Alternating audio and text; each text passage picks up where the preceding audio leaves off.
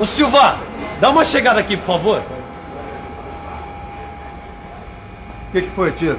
Esse torno aqui, ele tá fazendo um ruído super estranho.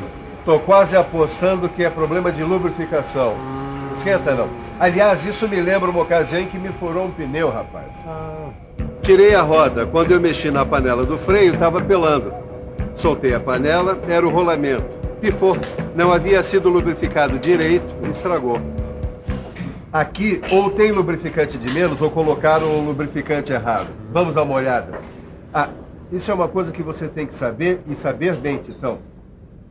Se você quiser saber também, preste atenção nessa teleaula de hoje, porque vai ser só sobre isso.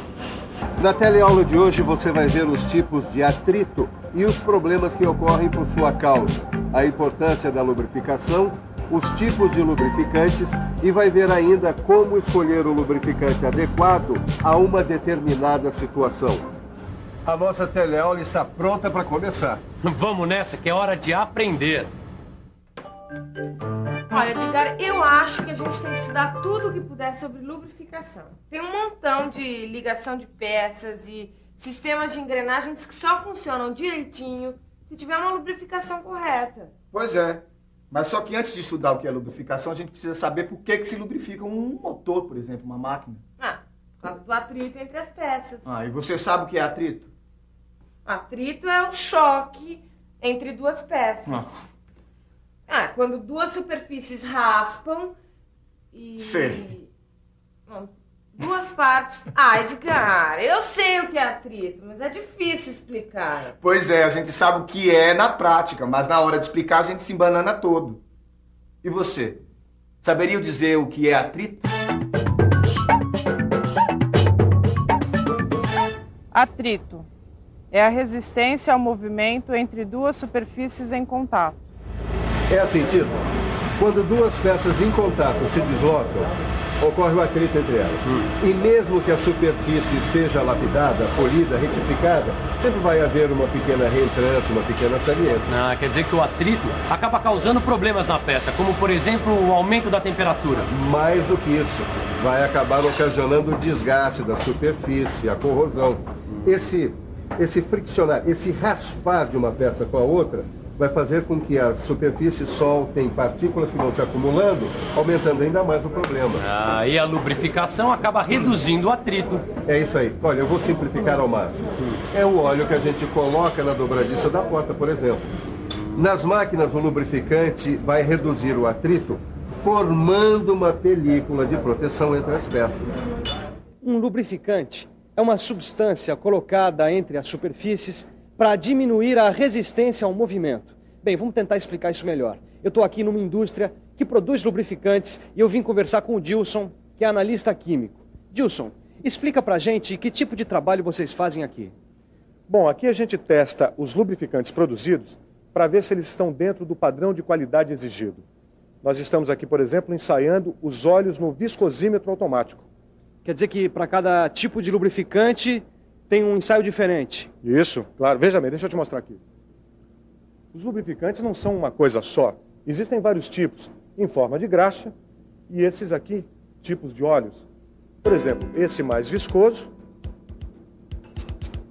esse menos viscoso.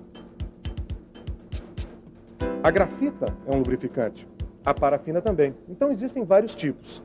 E para cada um desses lubrificantes existe um ensaio específico. Mas a gente pode dizer que um bom lubrificante tem certas características comuns. É isso mesmo. Então preste atenção e guarde bem.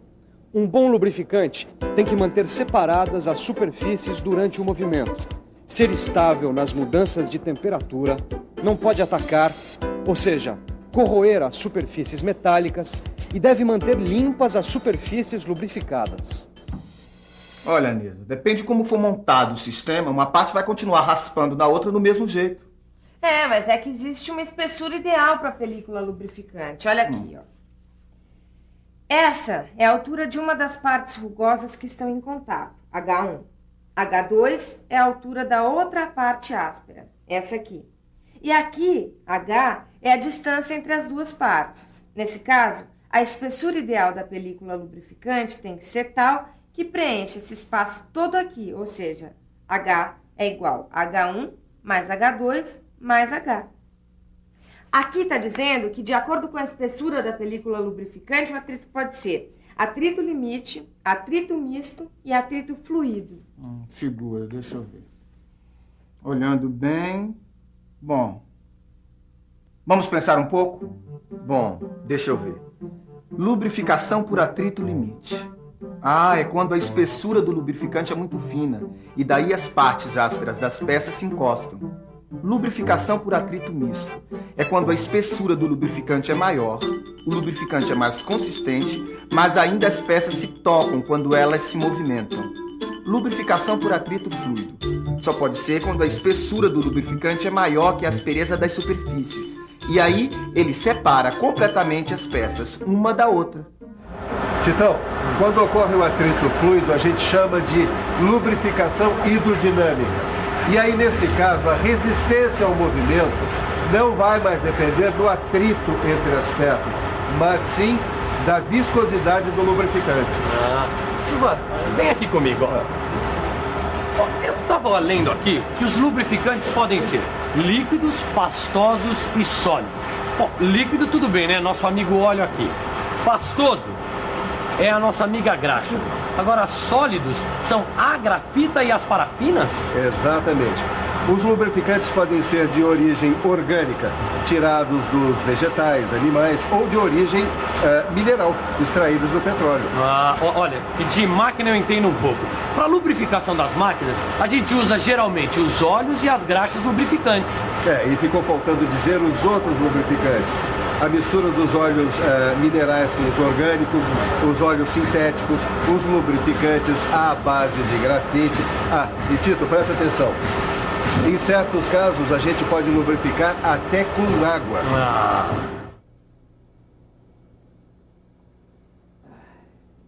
Obrigado, Gilson. Calorzinho aqui tá brabo, gente. Mas vamos lá. Óleos minerais. Eles são muito usados porque eles são baratos e oxidam pouco. Eles vêm principalmente do petróleo, não é, Gilson? Eles são extraídos principalmente do petróleo e, em menor escala, do carvão, da pedra lignita e do xisto betuminoso. E eles podem ser classificados de diversas maneiras, não é? Isso mesmo. No caso dos óleos lubrificantes, a classificação mais utilizada é pela viscosidade. E como é essa classificação pela viscosidade? São duas: o grau de viscosidade da SAE e da ISO. O ISO é usado para a classificação dos óleos lubrificantes industriais e SAE para os óleos lubrificantes de automóveis. O que é viscosidade do óleo? É essa propriedade aqui. No caso do óleo utilizado em fusos, ele deve ser de alta fluidez. O óleo utilizado em máquinas, de média fluidez. E para câmbios tem que ser de baixa fluidez. Eles têm viscosidades diferentes. Vamos ver?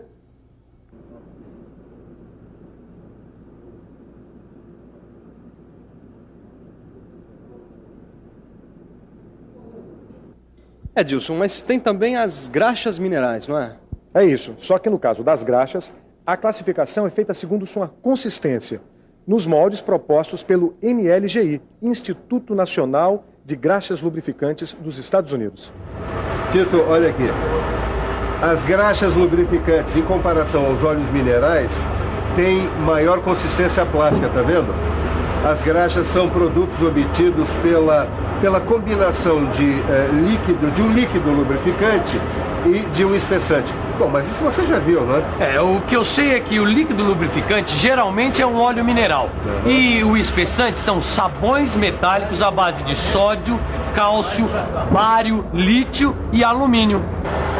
Mas existem as graxas especiais que são feitas com outros tipos de óleo e de espessante. Agora, vai metendo a mão na graxa que ainda tem coisa para aprender, viu?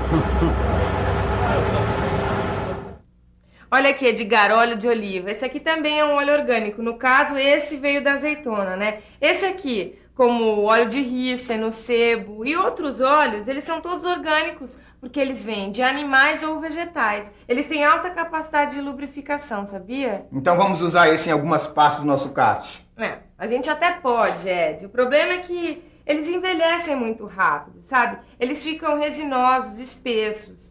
E, além de tudo, eles são muito caros. Por isso, eles só são usados em ocasiões especiais. Então, guarda esse aí pra gente usar na salada, tá?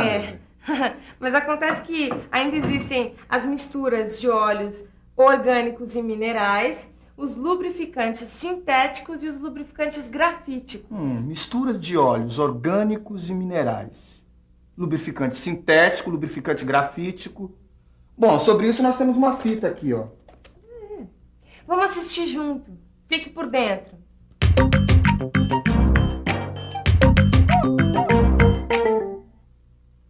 As misturas de óleos minerais e orgânicos são usadas nos cilindros a vapor e nos eixos dos cilindros laminadores, porque elas facilmente se emulsionam na água.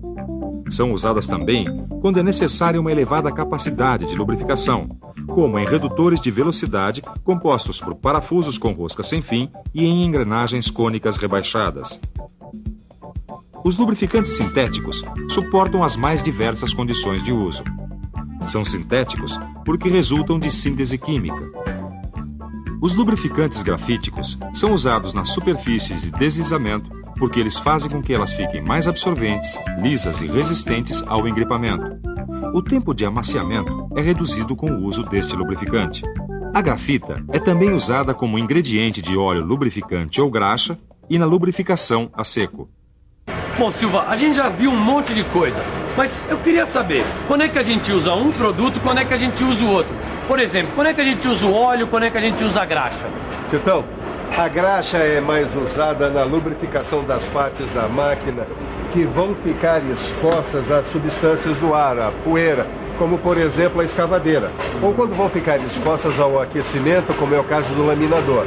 Enfim, onde o uso do óleo não é eficaz. Mas não seria por causa da tendência que o óleo tem em escorrer? A graxa não escorre. O óleo, Titão, ele é mais usado na lubrificação de máquinas com mecanismos mais rápidos, delicados, máquinas a vapor, motores de combustão interna. Tudo bem, Silva, tudo bem. Mas eu queria saber quando é que eu uso um tipo de lubrificante adequado para uma determinada máquina. Profissionais técnicos, mecânicos, engenheiros, pesquisadores fizeram vários testes e observaram qual o melhor lubrificante para os diversos tipos de máquinas e para o trabalho em determinadas condições, temperatura, atrito. Todas essas observações foram reunidas em tabelas. Daí que você não precisa inventar a roda todo dia. É só consultar. Olha aqui. Essa é uma tabela para graxas. Você tem aqui a máquina ou sistema que você quer lubrificar. Nessa outra coluna, o ponto de gotejamento mínimo da graxa e o teor máximo de água que ela pode ter. No caso aqui de mancais a quente, a graxa deve ter o ponto de gotejamento acima de 120 graus centígrados, teor de água abaixo de 1%. Você faz a mesma coisa com relação aos óleos, ó. Olha aqui, ó. No caso de mecânica fina, nós temos que usar óleos com ponto de fulgor 125 graus centígrados e viscosidade de 1,8 a 20. Assim, fica fácil você escolher o melhor lubrificante para as máquinas e para as situações que você vai enfrentar pela frente. Titão, que tal uma limpada geral na máquina e avisar que já pode ligar? Deu para perceber que uma má lubrificação pode causar um problemão. É verdade. Um profissional da mecânica deve saber bastante sobre lubrificação. Tá? O desgaste de uma máquina mal lubrificada é muito grande. E você aí em casa, enquanto a gente liga a máquina aqui, que tal você se ligar na revisão? E atenção, se liga aí que é hora da revisão. Na teleaula de hoje, você pôde conhecer os tipos de atrito presentes na lubrificação. Viu também que a lubrificação é fundamental para o funcionamento das máquinas porque reduz o atrito. Você também ficou sabendo que os lubrificantes podem ser líquidos, pastosos ou sólidos e podem ser de origem orgânica ou mineral. Que os óleos minerais são basicamente extraídos do petróleo e que sua viscosidade varia de acordo com o que vai ser lubrificado. Viu ainda que existem os óleos orgânicos que são bons, mas muito caros, e que envelhecem rapidamente. Que existem as misturas de óleos minerais e orgânicos e que existem os lubrificantes sintéticos e grafíticos. Finalmente, viu que para escolher um lubrificante é preciso levar em conta suas características e aprendeu como consultar as tabelas de graxas e óleos. A lubrificação é um assunto muito importante, não acaba por aqui. E você tem que conhecer os vários aspectos da lubrificação, tipos, quantidade de óleo, períodos de lubrificação, procedimentos anteriores e posteriores à lubrificação. Por isso é que esse assunto vai continuar nas próximas teleaulas. Até lá. Tchau. Tchau.